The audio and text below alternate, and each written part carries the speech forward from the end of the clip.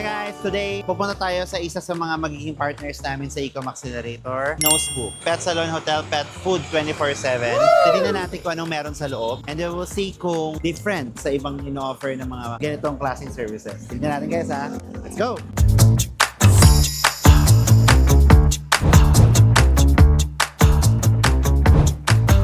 Wow! So this is the reception area. As you can see guys, marami na kayo agad mapipili dito ng iba't ibang products for your pets. And then right now, our business partners is in the grooming section area. This is a pet hotel. Nako, ang ganda. Tignan nyo naman yung stairway pa lang nila papunta sa kanilang pet hotel later. So we're gonna be showing you inside.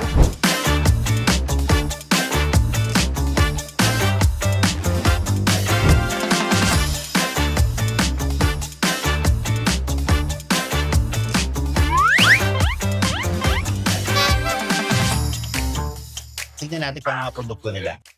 Yung mga brands silang ganyan. Technically, kung ikaw ay isang pet owner, pagpunta mo dito, pasok mo, kitang-kita mo na agad. Woo!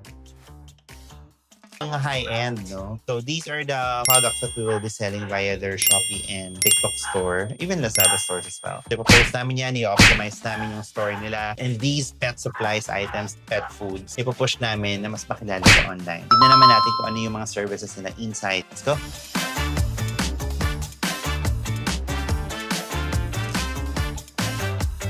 Guys, this is Jay. Hello. Okay, from Nosebook. Jay, tour mo naman kami dito. Ito na yung pet hotel. Yes.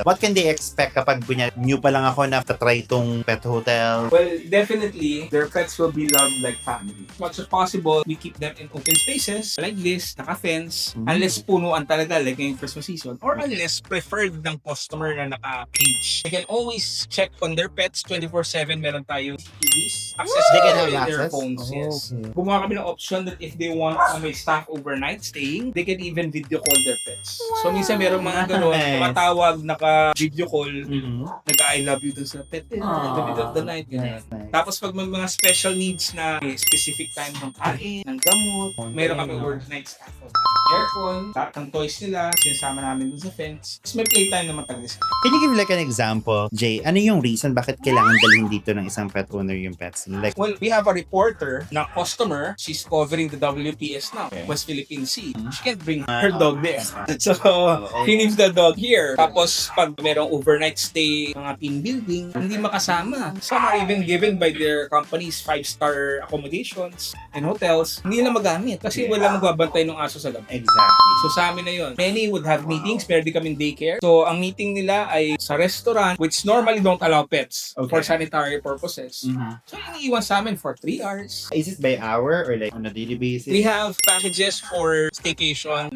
short stay, daycare. We also have overnight packages. We have weekly packages. Discounts if there are stays long. Other discounts if you have more than 1 pet or 4 pets enough. Just inquire on Facebook. So we're very active on Facebook and Instagram.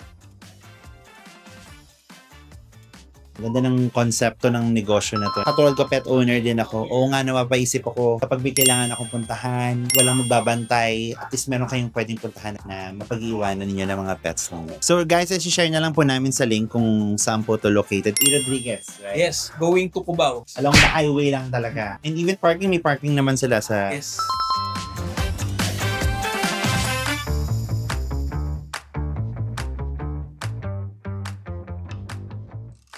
Ito lang yan sa Nosebook, sa E. Rodriguez, puntahan nyo na and I'm very, very sure masarap yung magiging pakiramdam nila at the same time. Ikaw din, you feel secure and safe na nasa mabuting kalagayan ng mga pets mo.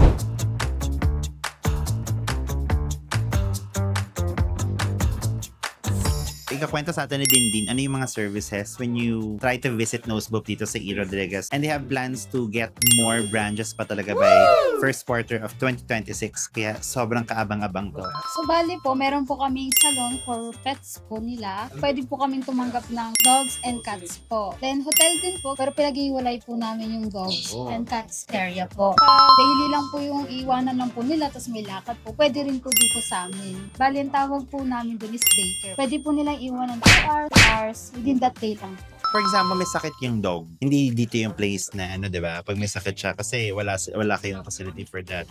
Sa tingin mo, ano yung pinaka-difference nyo over katulad nito? With Nosebook, what's your parang ito kami? Pag dinala niyo po dito yung pets niyo po, parang pets na rin po namin sila.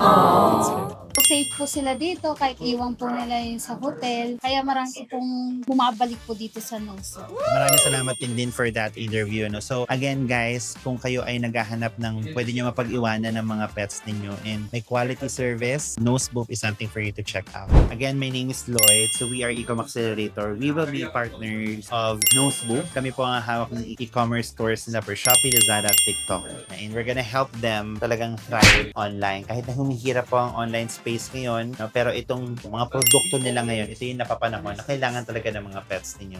And we'll make sure na maaabot kayo kapag chinek nyo yung store nila sa Shopee, Lazada, and TikTok. Again, we always say here at Ecom Accelerator, together, we accelerate.